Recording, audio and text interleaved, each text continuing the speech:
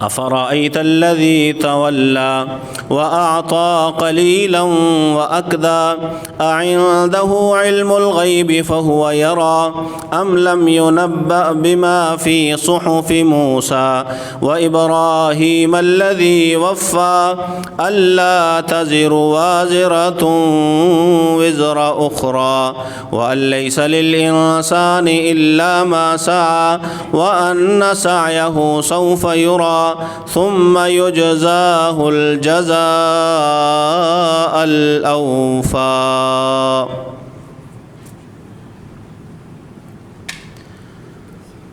یہ مہینے حج کے مہینے ہیں۔ قرآن میں رب العالمین کا ارشاد ہے الحج اشہر معلومات، جو حج کے مہینے ہیں وہ سب کے علم میں ہیں، اور حج کے اکثر مناسک ان کی نسبت جد الانبیاء جناب ابراہیم علیہ السلام کی طرف ہے۔ ابراہیم علیہ السلام اللہ رب العزت کے جلیل القدر اور عظیم الشان پیغمبر ہیں۔ ویسے تو باقی مخلوق سے انبیاء کئی سو ہزار درجے بہتر ہوتے ہیں، اور پھر انبیاء کے بھی آپس میں درجات ہیں۔ تلک الرسل فضلنا بعضهم علی بعض، اللہ فرماتے ہیں یہ جو میرے پیغمبر ہیں نا، رسول ہیں، کچھ کو ہم نے کچھ پہ فضیلت دے رکھی ہے۔ منہم من کلم اللہ، کچھ ایسے بھی ہیں جنہوں نے اللہ تعالیٰ سے سیدھی بات کی ہے۔ ورفع بعضهم درجات، اور کچھ کو اللہ نے درجات میں بلند کر دیا۔ عام مخلوق سے اللہ کے پیغمبر جو ہوتے ہیں، جنہیں اللہ نے چن لیا ہوتا ہے وحی کے لیے اور دعوت دین کے لیے، وہ عام مخلوق سے کہیں بہتر ہوتے ہیں۔ پھر آپس میں بھی نبیوں کے درجات ہیں، ہر ایک نبی کی اپنی ایک خصوصیت ہے، ہر ایک نبی کی اپنی ایک فضیلت ہے، ہر ایک نبی کا اپنا ایک وصف ہے، ہر نبی کا اللہ کے ہاں ایک مقام ہے۔ ہر ایک نبی اور رسول جو ہے وہ ایمان اس میں لایا جائے، یہ بات ضروری ہے۔ لا نفرق بین احد من رسلی، ایمان لانے کے معاملے میں رسولوں کے درمیان کوئی فرق نہیں۔ یہ ماننا کہ یہ سب اللہ کے پیغمبر ہیں، اس میں مومن جو ہے وہ سب کو، انبیاء کو ایمان لانے کے معاملے میں کہ اللہ کے نبی ہیں، اللہ نے انہیں بھیجا ہے، حق کے ساتھ بھیجا ہے، انہوں نے اللہ کے دین کی، توحید کی دعوت دی ہے، اور دعوت دینے میں انہوں نے کسی قسم کی کوئی کسر نہیں چھوڑی۔ وہ دین کا کچھ حصہ یا وحی کا کچھ حصہ وہ چھپا کر نہیں گئے، اپنے ساتھ لے کے نہیں چلے گئے۔ یہ نبیوں کی شان ہے۔ ایمان لانا ہے تمام نبیوں پہ، ایمان لانے کے معاملے میں سب برابر کہ سب اللہ کے نبی ہیں، لیکن اللہ نے درجات دے رکھے، درجے اللہ نے دے رکھے ہیں۔ انہی درجات والے پیغمبروں میں ابراہیم علیہ السلام بھی ہیں۔ قرآن مجید میں جگہ جگہ پہ ان کا تذکرہ ملتا ہے۔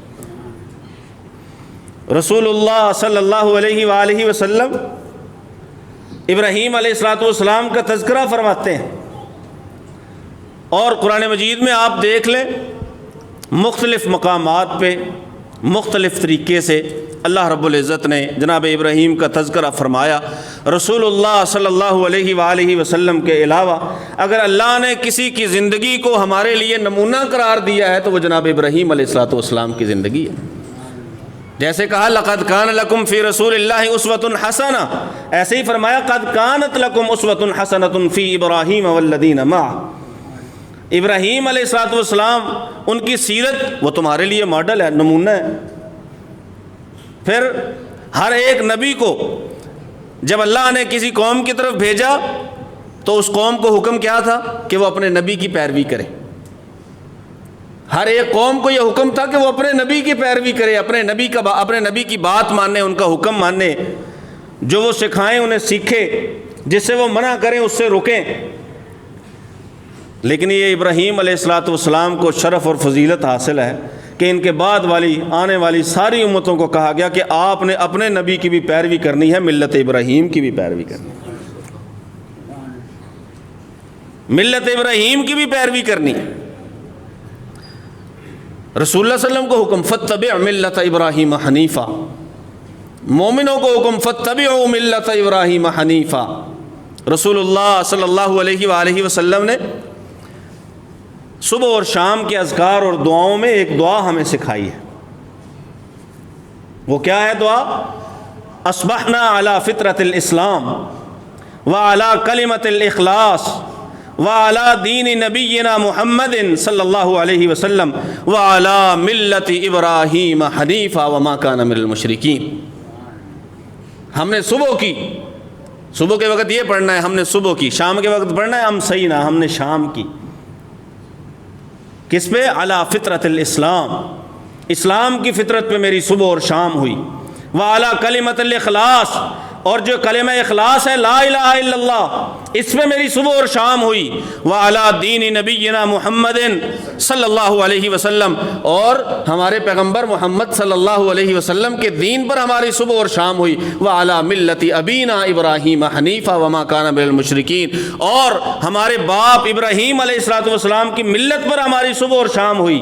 حنیفہ جو یک طرفہ تھے، یک طرفہ، صرف حق کو ماننے والے، صرف حق کے لیے جینے والے، صرف حق کے لیے جد و جہد کرنے والے، صرف حق کے لیے اپنے آپ کو خطرے میں ڈالنے والے، حق کے لیے اپنی اولاد کو قربان کرنے کے لیے تیار ہو جانے والے، اور اللہ وحدہ لا شریک کے حکم کے آگے بس ایک ہی ان کا مقصد کہ حق بیان کروں اور اللہ کی طرف سے جو اترے اسے میں ویسے وصول بھی کروں اور تسلیم بھی کروں۔ اذ قال لہ ربہ اسلم، اللہ فرماتے ہیں رب نے کہا ابراہیم فرما بردار ہو جا، کہا اسلمت لرب العالمین، میں تو فرما بردار ہوں جہنوں کے رب کے لیے، جہنوں کے پالنے والے، میں تو فرما بردار ہوں۔ جیسے جیسے تیرا حکم ہوتا جائے گا ویسے ویسے تیری فرما برداری ہوتی جائے گی۔ یہ ابراہیم علیہ الصلوۃ والسلام صبح اور شام کے اذکار میں، پھر درود ابراہیمی کے الفاظ میں، اللہم صلی علی محمد وعلی آل محمد کما صلیت علی ابراہیم وعلی آل ابراہیم۔ اللہ تو ہمارے پیغمبر محمد صلی اللہ علیہ وسلم پر رحمتیں برکتیں نازل فرما، عطا فرما انہیں اور ان کی آل کو بھی، کما صلیت علی ابراہیم کما بارکت علی، جیسے ابراہیم علیہ الصلوۃ والسلام کو نوازا ہے، جیسے ابراہیم کو نوازا اللہ نے نوازنے کو مثال بنا دیا، یا اللہ جیسے ابراہیم کو نوازا ہمارے پیغمبر کو بھی ویسے ہی نواز، جیسے آل ابراہیم، ابراہیم کی اولاد کو نوازا، ابراہیم بھی عظیم، ان کی اولاد بھی عظیم۔ رسول اللہ صلی اللہ علیہ وسلم سے پوچھا گیا اللہ کے پیغمبر صلی اللہ علیہ وسلم یہ تو بتائیے، آپ یہ تو بتائیے کہ سب سے افضل ترین کون ہے، معزز ترین کون ہے؟ رسول اللہ صلی اللہ علیہ وسلم نے فرمایا سب سے معزز تو وہ ہے جو سب سے زیادہ تقوی والا ہے۔ کہا اللہ کے پیغمبر ہم اس بارے میں نہیں پوچھ رہے، ہم تو نسب کے بارے میں پوچھ رہے ہیں کہ نسب کس کا بہترین ہے، بے اعتبار نسب سب سے زیادہ بہترین کون ہے؟ رسول اللہ صلی اللہ علیہ وسلم نے فرمایا وہ تو پھر اللہ کے پیغمبر یوسف ہی ہیں کہ خود بھی پیغمبر، باپ یعقوب بھی پیغمبر، دادا اسحاق بھی پیغمبر اور پردادا ابراہیم بھی پیغمبر۔ حالانکہ رسول اللہ صلی اللہ علیہ وسلم کا اپنا تعلق بھی ابراہیم علیہ الصلوۃ والسلام کی اولاد سے ہے، جواباً یہ نہیں کہا کہ نسب میں سب سے بہترین ہوں، کہا نہیں پھر نسب دیکھنا ہے تو یوں دیکھیے، پیغمبر ہے، پیغمبر کا بیٹا ہے، پیغمبر کا پوتا ہے، پیغمبر کا پڑپوتا ہے۔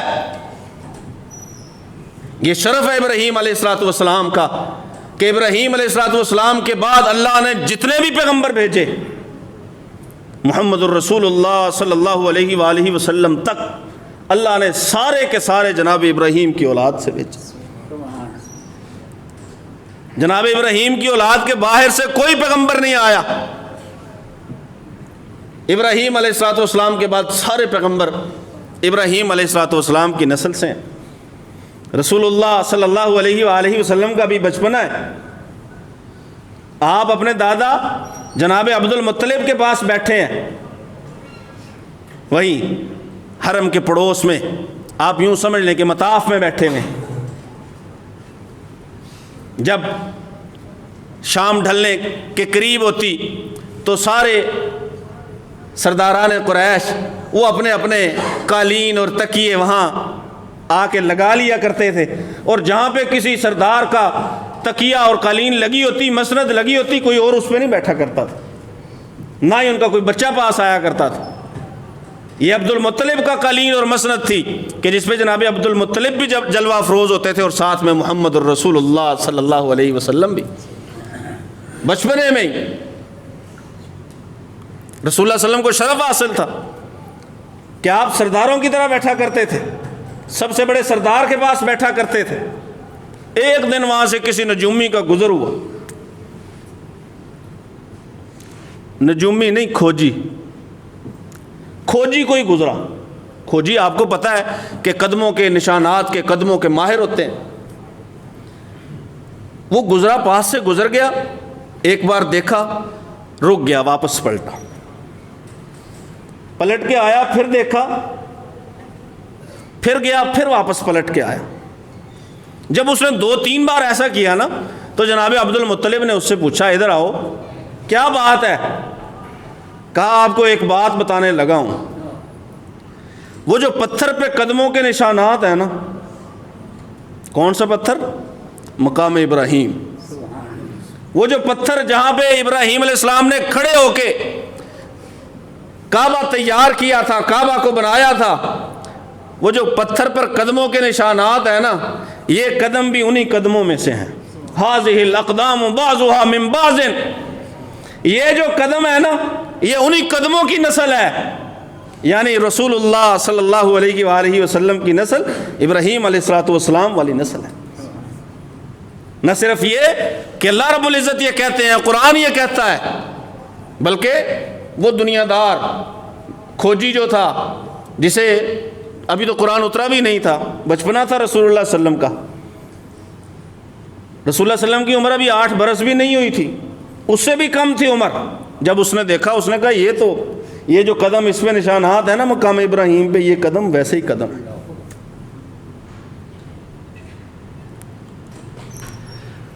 ہم جب درود پڑھتے ہیں نا تو ساتھ میں آل محمد بھی کہتے ہیں اور آل ابراہیم بھی کہتے ہیں، محمد اور آل محمد، ابراہیم اور آل ابراہیم۔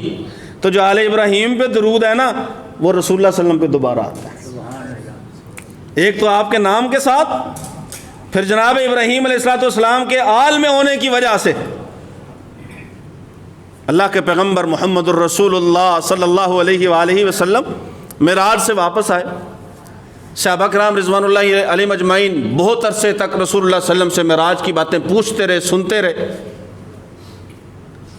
اب صحابہ نے یہ بھی رسول اللہ صلی اللہ علیہ وسلم سے سنا تھا کہ اللہ رب العزت نے مجھے کئی آسمانوں پر انبیاء سے ملاقات کروائی، میری جناب موسیٰ سے ملاقات ہوئی، میری جناب ادریس سے ملاقات ہوئی، میری جناب عیسیٰ سے ملاقات ہوئی، جناب یحییٰ سے ملاقات ہوئی، جناب ابراہیم علیہ السلام سے ملاقات ہوئی۔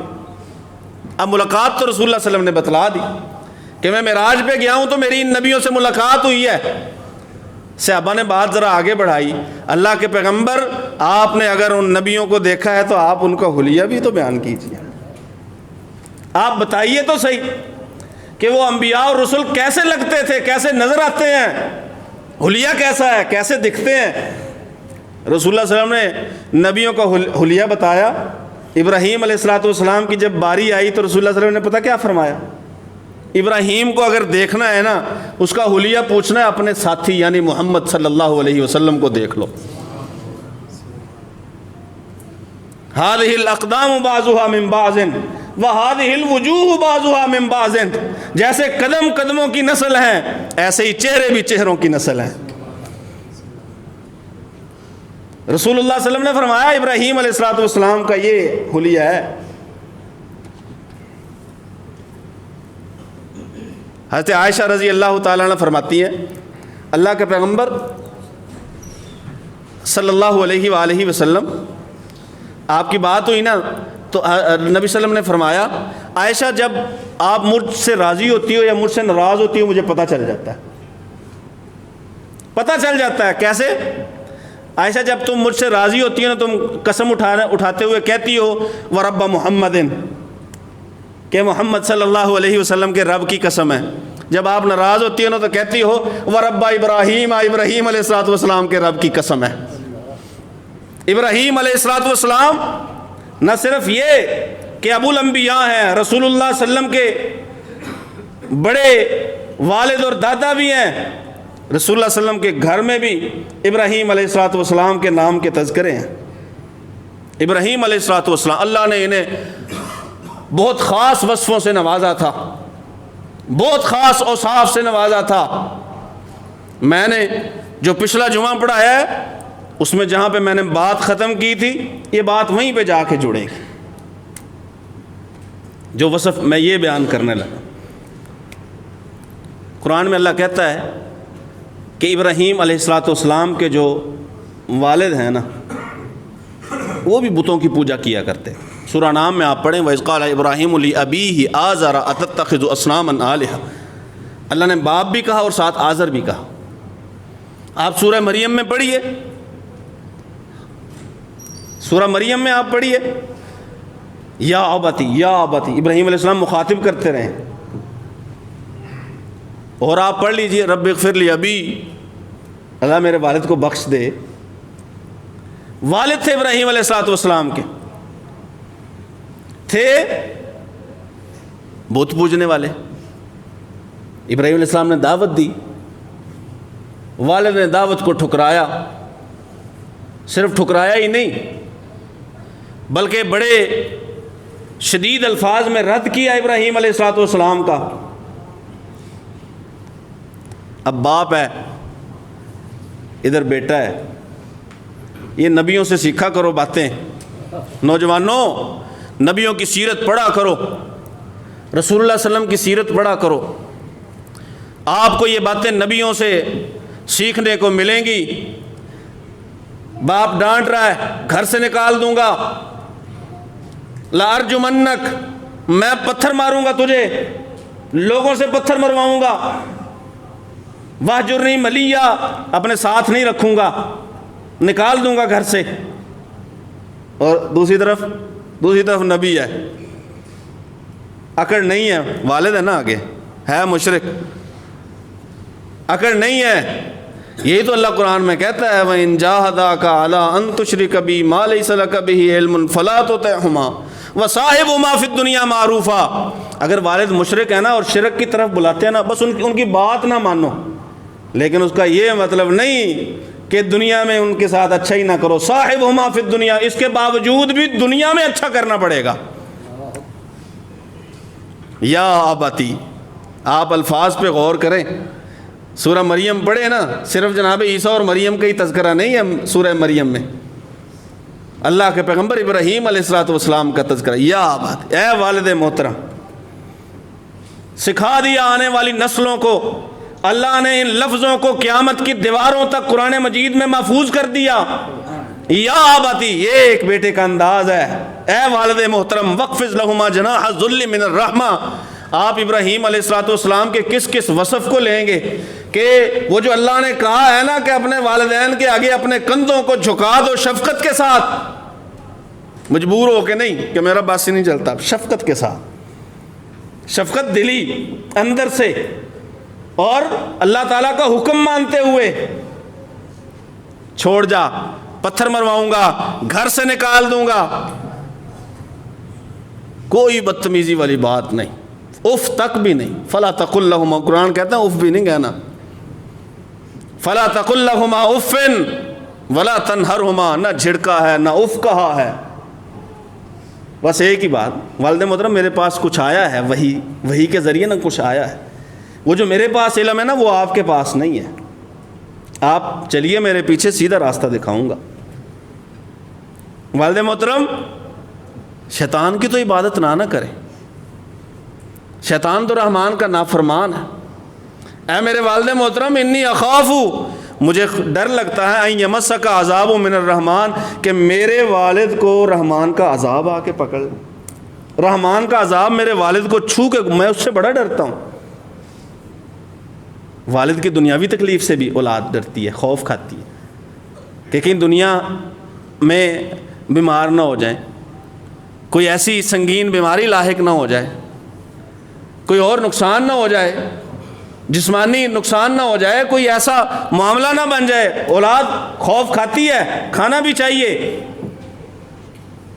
لیکن آخرت کے عذاب کا بھی خوف کھانا چاہیے۔ ابراہیم علیہ السلام کی سنت ہے، انی اخاف ان یمسک عذاب من الرحمن فتکون للشیطان ولیا قال اراغب انت عن آلیتی یا ابراہیم، ابراہیم میرے معبود تو مجھے ان سے دور ہٹانا چاہتا ہے، اراغب انت عن، بے رغبت کرنا چاہتا ہے، تو میرے دل میں ان کی نفرت ڈالنا چاہتا ہے، باز نہ آیا تو پتھر ماروں گا۔ پھر کہا چلا جا، چھوڑ جا مجھے، گھر سے نکل جا۔ جاتے ہوئے بھی یہ نہیں کہا ٹھیک ہے میں دیکھوں گا، ہمارے بیٹوں کا ایک انداز ہے، میں دیکھوں گا آپ میرے بغیر کیسے رہ سکتے ہیں۔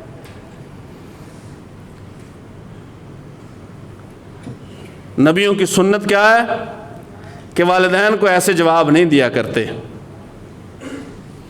ایسے جواب نہیں دیتے والدین کو کہ میں بھی دیکھ لوں گا، نہیں، جاتے ہوئے کہنا کہ سلام علیک ساستغفر لک ربی۔ ایک تو ہے السلام علیکم نا، اس کا کیا مطلب ہے؟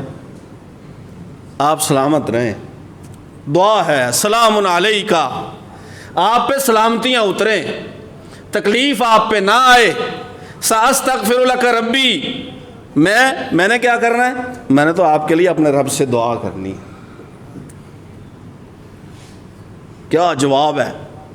آپ پہ سلامتیاں اتریں، ساستغفر لک، میں تو اپنے اللہ سے گزارش کروں گا کہ بخش دے میرے باپ کو۔ اور یقین کریں اللہ رب العزت کو یہ الفاظ ایسے پسند آئے، قرآن میں اللہ تعالیٰ نے فرمایا کہ اللہ تعالیٰ نے پابندی لگا دی ہے کہ جو بندہ حالت کفر اور شرک میں مر جائے اس کے لیے بخشش کی دعا نہیں کرنی۔ ما کان للنبی والذین آمنوا ان یستغفروا للمشرکین ولو کانوا اولی قربا، اللہ پر ایمان لائے بغیر مر گئے کوئی دعا نہیں، استغفار کی دعا نہیں کرنی کہ اللہ ان کو بخش دے، ان کے درجات ان کو جنت میں جگہ دے، کوئی نہیں، بخشش نہیں مانگنی چاہے رشتہ داری کیوں نہ ہو۔ اچھا اللہ نے یہ بات کر دی کہ نبی کو بھی اجازت نہیں، رسول اللہ صلی اللہ علیہ وسلم کو بھی اجازت نہیں اجازت۔ اب اللہ تعالیٰ نے اگلی آیت میں پتہ کیا فرمایا؟ ابراہیم نے تو، ہم سوچیں بھی ابراہیم نے تو مانگی ہے دعا اپنے باپ کے لیے، اس نے تو کہا اللہ اسے بخش دے۔ اللہ تعالیٰ وہاں سورہ توبہ میں ان باتوں کا جواب دیتے ہیں، وَمَا كَانَ اسْتِغْفَارُ إِبْرَاهِيمَ لِأَبِيهِ إِلَّا عَن مَّوْعِدَةٍ وَعَدَهَا إِيَّاهُ۔ ابراہیم نے پتہ کیوں اپنے باپ کے لیے بخشش کی دعا کی تھی؟ رب اغفر لی ابی، یہ کیوں کہا تھا؟ الا عن موعدۃ وعدها ایاہ، کیونکہ جب گھر سے نکلا تھا نا تو اپنے والد سے وعدہ کر کے نکلا تھا کہ میں آپ کے لیے بخشش کی دعا کروں گا۔ جناب ابراہیم نے وہ وعدہ نبھایا ہے، ساستغفر لک ربی، یہی کہا تھا نا، گھر سے نکلے میں آپ کے لیے۔ اللہ فرماتے ہیں پابندی ہے سب پہ، اور اگر ابراہیم پہ اعتراض کرتے ہو تو سنو، ابراہیم نے وعدہ پورا کرنے کے لیے کیا اللہ تعالیٰ نے جناب ابراہیم علیہ السلام کی ذات کو، ان کے الفاظ کو اور انداز کو اللہ وحدہ لا شریک نے کیا قرآن مجید میں بیان کیا۔ جگہ جگہ پہ تذکرہ ابراہیم، جگہ جگہ پہ تذکرہ ابراہیم، ابراہیم کے اوصاف کا تذکرہ، ابراہیم کی مہمان نوازی کا تذکرہ، ابراہیم کی دعاؤں کا تذکرہ۔ رب اجعلنی مقیم الصلاۃ، بچہ بچہ پڑھتا ہے، بچہ بچہ پڑھتا ہے۔ یہ شرف ہے ابراہیم علیہ السلام، یہ ابراہیم علیہ السلام کو اللہ نے خاص ایک درجہ دیا ہے کہ ان کے کہے ہوئے الفاظ کو اللہ نے قرآن بنا دیا۔ باقی بھی نبیوں کی دعائیں ہیں لیکن وہ ہر وقت ہر بچے کی زبان پہ نہیں رہتی، یہ بھی ایک دعا ہے، رب اجعلنی مقیم الصلاۃ ومن ذریتی ربنا وتقبل دعا ربنا اغفر لی ولوالدی وللمؤمنین یوم یقوم الحساب۔ یہ بھی دعا سکھاتی ہے نوجوانوں، والدین کے جانے کے بعد بھی ان کے لیے دعا کرو، ربنا اغفر لی ولوالدی، اللہ مجھے بھی بخش دے، میرے والدین کو بھی بخش دے۔ ابراہیم علیہ السلام دعا، وہ دعا جس دعا کا تذکرہ رسول اللہ صلی اللہ علیہ وسلم نے فرمایا۔ رسول اللہ صلی اللہ علیہ وسلم اپنا تذکرہ کرتے ہیں، اپنا تذکرہ کہتے ہیں میں ہوں جو میں ہوں نا، ابراہیم کی دعا ہوں، ابراہیم کی دعا ہوں، ربنا وابعث فیہم رسول، اسی نے کہا تھا، ابراہیم نے ہی کہا تھا، کعبہ کو بناتے ہوئے کہا تھا اللہ یہ یہاں کے ان لوگوں میں انہی میں سے ایک رسول بھیجنا۔ ساتھ ہی رسول اللہ صلی اللہ علیہ وسلم نے فرمایا میں جناب عیسیٰ علیہ السلام کی بشارت ہوں جو انہوں نے خوشخبری دی تھی کہ میرے بعد ایک پیغمبر آئے گا، میں وہ ہوں جو انہوں نے بشارت دی تھی، ودعا ودعوت ابراہیم، اور ابراہیم علیہ السلام کی دعاؤں، دعاؤں کو، الفاظ کو اللہ وحدہ لا شریک نے کیا زبان زدے عام کر دیا، اور جو جو مانگتے گئے، کعبہ ہم تذکرہ کریں گے، کعبہ بناتے ہوئے جو جو مانگا نا، اس شہر کو امن والا بنا دے، یہاں کے رہنے والوں کو پھلوں سے رزق دے، لوگوں کے دل فجعل افئدۃ من الناس تہوی الیہم، اللہ لوگوں کے دل ایسے بنا دے کہ اس طرف مائل ہوئے بغیر رہیں ہی نہ۔ یہ دعائیں، ان دعاؤں کا اثر ہم انشاءاللہ آگے تذکرہ کریں گے ابراہیم علیہ السلام کا اور ان کی سیرت کا۔ اللہ سے دعا ہے اللہ وحدہ لا شریک سن سمجھ کر عمل کی توفیق نصیب فرمائے۔ وما علیہ الا البلاغ۔